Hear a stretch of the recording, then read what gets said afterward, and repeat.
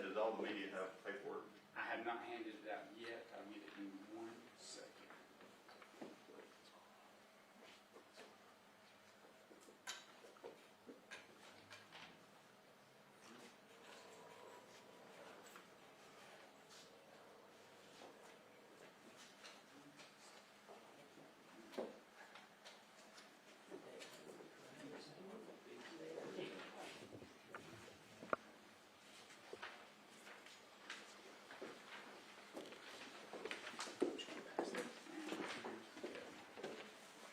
Chad's gonna hand that out to everybody.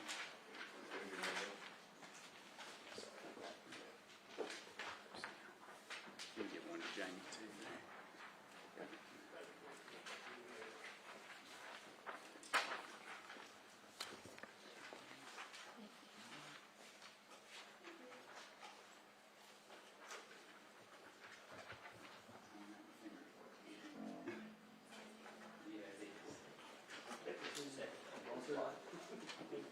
Gonna play a song.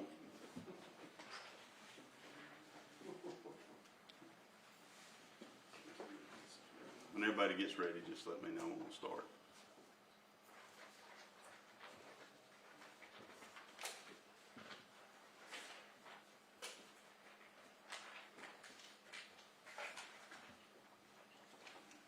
Sheriff, you're good on. You're Okay. live on mine.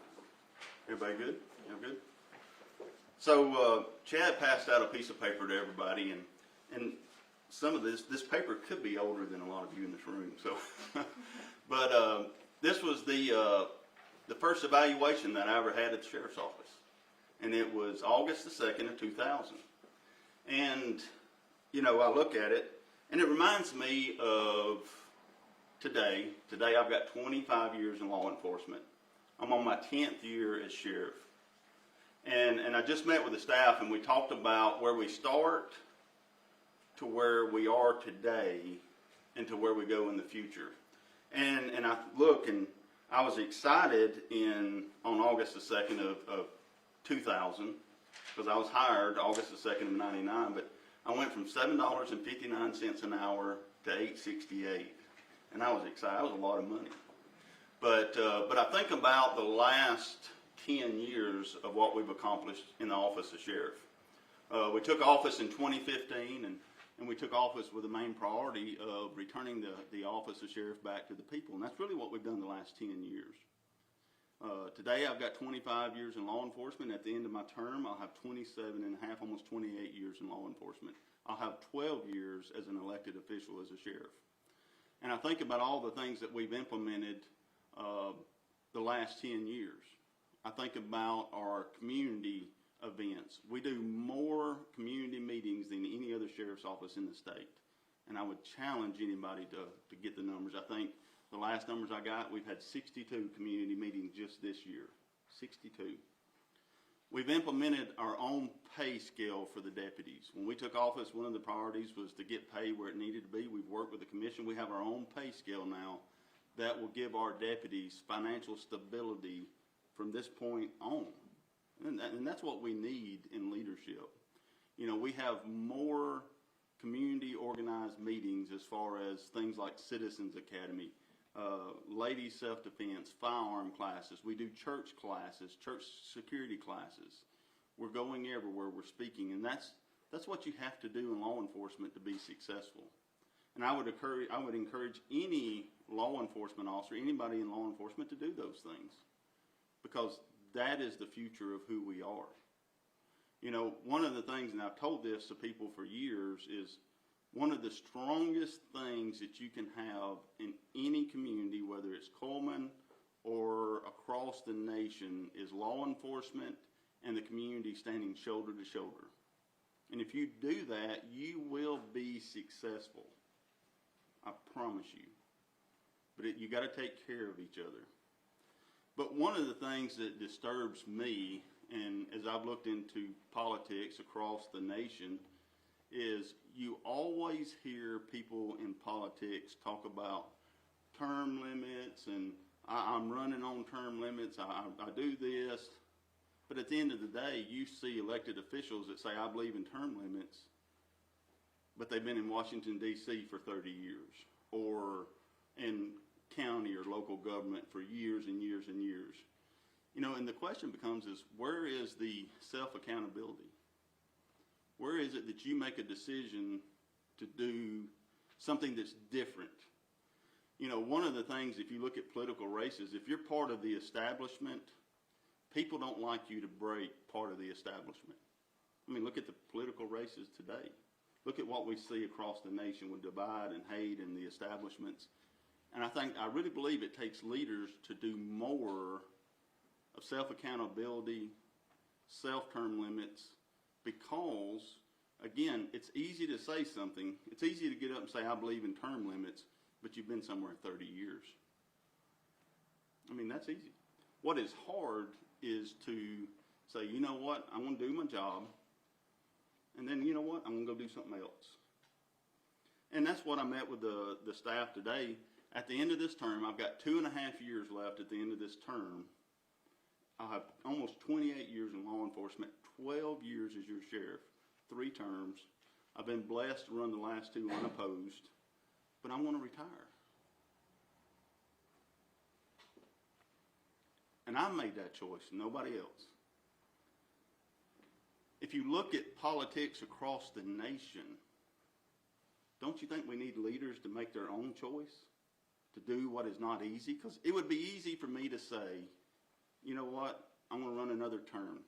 It would be easy for me to say, I believe in term limits, I believe in doing what's right, but I'm going to run again. That wouldn't be fair to the people.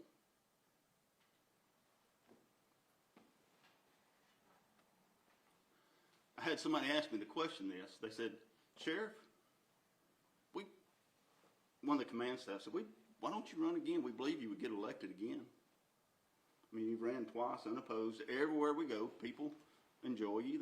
They talk to you. They love you. I mean, we got huge community support. But I'm reminded about a conversation that I had with my dad. So in 2014, when I was running, it was the first time that I really got to spend some time with my dad, because working all the time, I've been working narcotics almost 11 years by then. Had 15 years in law enforcement, and my dad and I are riding around, and if you know him, he always believes in something. So we're putting up signs, and he believed in putting them signs up because we were working hard. But he told me, he said, son, I'm going to help you get elected. He said, I'm going to help you get elected, but it's your job to stay elected. And I said, yes, sir. I said, I believe that. But he said, do me this favor. He said, the founding fathers, he said, when you become an elected official, then you're a politician. I mean, you're elected. He said the founding fathers created government for a purpose of leaders to go do their job and do something else. He said what we see across the nation is not what our founding fathers set forth for government. They didn't set it forth for us to go there and say something but stay there forever. He said, so you make your choice when the time is right. You make your own choice. And you do it on your own choice. And you show that you have honor and integrity and accountability. And you make the choice to leave office on your own terms. He said, go do your job and then do something else. He said, that is the way our government was founded. And over the last year, I've really struggled with that because, again, today I've got 25 years in law enforcement. I'm on my 10th year as your sheriff. I've got 2 years and 5 months left as your sheriff. So I really had to make a decision. But once I made that decision, Monday I told the chief, I said, I've made a decision. I want you to send it out to the people, to the deputies. And I want to meet with them. And then the next decision, I wanted to tell the people that I represent. Because for me, I've never been a liar. I could not go the next year telling people I don't know what I'm going to do, when I know in my heart what I'm going to do, and I'm going to retire at the end of this term. So I've still got 2.5 years left, and I'll retire. And that's the choice that I made, but it is important to me to tell the people. And one of the reasons I wanted to do that is so the people have an opportunity. It would not be fair to our citizens that I love for them to not know what's going on the next year, and then all of a sudden something happens and there's a tense campaign with somebody. Well, at least they know ahead of time. They have time to research. I'm sure there will be candidates that will run for the office of sheriff. And that way they can make their own choice of who their next sheriff is. I mean, I believe in the community so much. I love them so much. I want them to have that. And I want them to know my intentions. You know, because again, I'm not a liar and I've never lied to people. So when I go to a community center or somebody asks me from this point on, I can say, no, in January of 27, I'll retire from the sheriff's office. I will have spent 3 terms as your sheriff. And really for me, that's self-accountability, term limits. Problem is in leadership today, they don't do that. They talk about it, but we don't do that. And you see that across the nation. Look at what we're facing today. You know, but I want to lead the people with this. I'm going to be your sheriff for the next 2.5 years. I will work every day as hard as I can, just like the day that I started. That's not going to stop. The deputies are not going to stop doing what we do. We're going to continue to be successful. But the difference is they'll know my intentions, and they'll know that we're here to take care of them. You know, I've had the question before, well, what are you going to do afterwards? I really don't know. I've been in law, at the end of this term, I've been in law enforcement 27.5 years. It's the only thing that I know. I mean, my entire adult career has been here.